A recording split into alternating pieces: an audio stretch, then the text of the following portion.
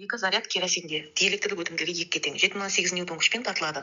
Егер екі зарядтың ара қашықтығын 2 есе жақындатып глицеринге оның диэлектрлік өтімділігі 39 орналастырса, әсерлесу күші қалай өзгереді деген есеп берілген. Берілген жазамыз F1 тең 7,8 ньютон, R2 тең 0,5 R1-ге. F2 күшті табу керек. Алдымен кулон күшінің формуласын жазамыз. F тең 1 бөлінген 4π эпсилон 0 эпсилон көбейту Q1 көбейту Q2 бөлу R квадрат.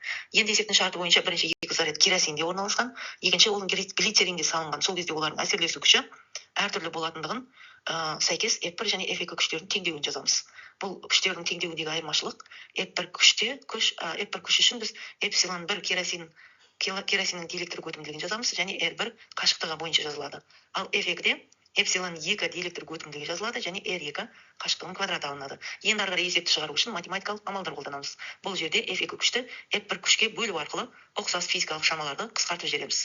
Сонда теңдеу F2 бөлу F1 тең эпсилон 1 R1 квадрат бөлінген эпсилон 2 R2 квадрат деген қысқаша теңдеу шығады. Осы теңдеуден біз іздеп отқан шама F2-ні табамыз. F2 тең эпсилон 1 R1 квадрат көбейту F1 бөлінген. Біз енді R2-ның орнына 0,5 R1 квадраттың R1-дің квадратын аламыз. Сонда 0,25 эпсилон 2 R1 квадрат. Тағы да бұл жерде R1 квадрат алымында бөлімде қысқарып кетеді. Осыдан F2 тең F1 эпсилон 1 бөлінген 0,25 эпсилон 2 теңдеуі шығады. Орындарына сан мәнін қою арқылы біз F2 күштің 1,6 ньютон күшке азайғанын көруімізге болады. Сонда екі заряд керосинде орналасқанда 7,8 ньютон күшпен әсерлессе, глицеринде орналасқанда 1,6 ньютон одан аз сонда күшпен әсерлеседі деп айтуға болады.